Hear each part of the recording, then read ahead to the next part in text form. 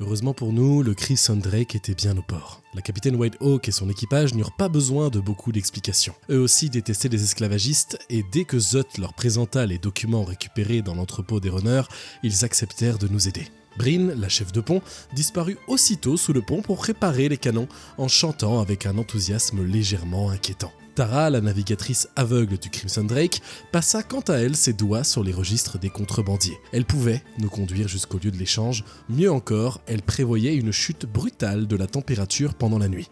Un brouillard épais recouvrirait l'océan et dissimulerait notre approche. 3 nuits après notre découverte sur les docks, Fiona, Otto et le reste du groupe quittèrent donc Greyport à bord du Crimson Drake. À mesure que les lumières de la ville disparaissaient derrière nous, la brume s'épaississait. Bientôt, le navire avançait seul dans une véritable mer de brouillard. Quelques cloches de bouée résonnaient au loin, mais sans les visions de Tara, nous aurions probablement navigué en cercle jusqu'au lever du jour. Puis, les nuages s'écartèrent devant la lune. Entre 2 masses de brume argentée, une silhouette apparut. Un navire. Une lampe clignota 6 fois à sa proue, les esclavagistes nous prenaient pour leurs acheteurs. Le plan du capitaine Whitehawk était simple, attendre qu'il soit apporté, briser ses mâts et son gouvernail, puis exiger une reddition sans condition. Un très bon plan, jusqu'à ce qu'une cloche d'alarme retentisse sur le pont adverse. Notre ruse venait d'être découverte. Des cris traversèrent le brouillard et les canons furent préparés. La capitaine Whitehawk ordonna immédiatement de virer, tandis que Bryn ouvrait le feu. La déflagration fit trembler tout le Crimson Drake. Des langues de flammes déchirirent la nuit, frappant le bâtiment esclavagiste et mettant l'une de ses voiles en feu. Mais au lieu de fuir ou de riposter à distance, son capitaine choisit une autre option. Il fonça droit sur nous. Les 2 navires se percutèrent dans un fracas de bois brisé. Le choc projeta Zot en arrière, envoya Pookie rouler sur le pont et fit perdre pied à tout le groupe. Dans le brouillard, la fumée et les flammes, chacun tenta de trouver son équilibre, tandis que les 2 coques grinçaient l'une contre l'autre. Puis, une voix rugit depuis l'autre navire. « Préparez-vous à repousser l'abordage !» L'embuscade venait de se transformer en assaut frontal. Fiona fut la première à réagir. Elle traversa la passerelle improvisée entre les 2 bâtiments et se jeta sur l'un des esclavagistes avant même qu'il ne puisse organiser sa défense. Son premier coup brisa ses protections, le second le frappa avec une telle violence qu'il se sentit presque partir en une seule attaque. Mais le combat ne se limiterait pas au pont supérieur. Les documents indiquaient que les prisonniers se trouvaient dans la cale. Il fallait les atteindre rapidement, avant que les esclavagistes ne puissent les déplacer, les blesser ou les utiliser comme otages. Pendant qu'Otto couvrait son avancée, Fiona se fraya un chemin à travers les marins armés. Certains maniaient des sabres enchantés entourés de flammes, d'autres utilisaient des armes à distance et des grappins pour déplacer leurs adversaires sur le pont. Et depuis le pont arrière, leur capitaine aboyait ses ordres, le capitaine Grolnar. Un immense ogre à la jambe de bois, aussi charmant qu'un chien galeux et probablement 2 fois plus dangereux. Mais Grolnar n'était pas notre priorité, les prisonniers l'étaient. Fiona atteignit rapidement l'accès au pont inférieur et descendit dans la cale. Là, derrière plusieurs grilles, se trouvait la véritable cargaison du navire. Des ogres. Certains semblaient abattus par leur captivité, la plupart étaient surtout furieux. Fiona ouvrit une première cage. L'ogre libéré ne demanda aucune explication. Il se jeta immédiatement sur ses anciens geôliers et les frappa avec assez de force pour les laisser sonner sur place. D'autres cages restaient pourtant fermées et les esclavagistes descendaient déjà les escaliers pour reprendre le contrôle de la cale. Otto rejoignit Fiona et les prisonniers, utilisant ses tirs pour éliminer les ennemis qui bloquaient les passages. Dès qu'une ouverture se présentait, il se glissait jusqu'à une nouvelle cage pour en libérer l'occupant. La bataille changea alors complètement de visage. Chaque ogre délivré devenait un nouvel allié.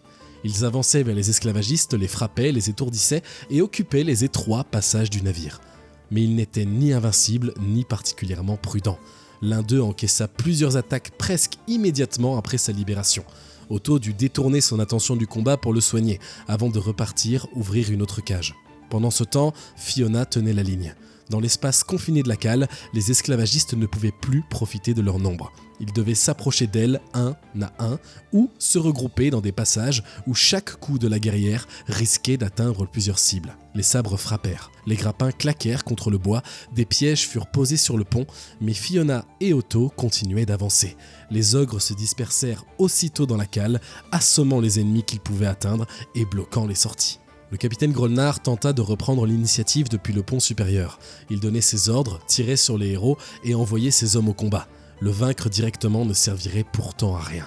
Même blessé, l'ogre refusait de tomber. Chaque fois qu'il semblait vaciller, il se redressait, plus affaibli, mais toujours debout. Pour le capturer, il fallait d'abord éliminer tout son équipage. Alors, Fiona et Otto ignorèrent ses provocations. Ils nettoyèrent méthodiquement le navire, Otto se positionna au centre de la cale et utilisa toute sa puissance pour abattre 2 esclavagistes avant même qu'ils ne puissent agir. Puis, il revint immédiatement auprès des prisonniers, soignant les blessures et protégeant ceux qui risquaient d'être submergés. Fiona, elle, avançait sans ralentir. Chaque ennemi qui tentait de s'interposer recevait une réponse immédiate, chaque coup qu'elle encaissait devenait une occasion de riposter, et chaque groupe qui s'approchait trop près était balayé dans la même attaque. Peu à peu, les esclavagistes furent repoussés hors de la cale. Les derniers combats remontèrent vers le pont, au milieu des voiles brisées, du bois fracassé et de la fumée. Il ne restait plus que le capitaine. Grolnár tenta une dernière attaque, mais Fiona leva son bouclier et absorba entièrement le choc. Elle n'avait même plus besoin de le vaincre. Tous les prisonniers étaient libres, tout son équipage était à terre et le capitaine Grolnár fut rapidement capturé. La bataille était terminée. Les ogres délivrés accueillirent la victoire avec beaucoup d'enthousiasme, un peu trop peut-être.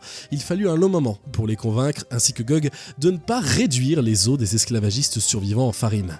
Ils acceptèrent finalement de laisser les autorités s'en charger. Le capitaine Grolnár posa alors un genou sur le pont, autant que sa jambe de bois lui permettait, et il tendit son sabre au capitaine Whitehawk. Fiona n'avait aucune patience pour ce genre de cérémonie. Elle attrapa directement l'ogre à la tête. Elle voulait savoir pourquoi il transportait des esclaves, et surtout à qui il devait les livrer. Grolnár affirma qu'il n'était qu'un intermédiaire. Il transportait n'importe quoi pour n'importe qui, sans jamais poser de questions. Fiona resserra sa prise. Le capitaine décida alors de devenir beaucoup plus coopératif. Il avait entendu un nom. Cette cargaison particulière, elle avait été acquise sous le compte de Lord Maybury. Lord Maybury, c'était un marchand extrêmement riche, respecté à Greyport et généreux donateur du Great Temple. Il versait chaque année des sommes considérables dans l'espoir d'obtenir une plaque à son nom près de l'hôtel. Un notable, un bienfaiteur. Et désormais le possible commanditaire d'un trafic d'esclaves. Pourquoi un homme aussi puissant aurait-il besoin de prisonniers ogres ? Grolnár prétendait ne rien savoir de plus, et sa parole ne valait probablement pas grand-chose. Mais pour la première fois, nous avions un nom. Gerki resta silencieux un moment, les yeux tournés vers la mer. Puis, son sourire habituel revint lentement sur son visage. Il avait un plan. Le navire esclavagiste était capturé, ses prisonniers étaient libres. Le capitaine Grolnár était entre nos mains, mais derrière les runners, l'ancien ordre et cette cargaison insolite se dessinait désormais une nouvelle silhouette. Lord Maybury, l'un des marchands les plus riches et les plus respectés de Greyport. Et il était temps de découvrir ce qu'un homme pareil pouvait bien vouloir faire avec une cargaison d'ogres.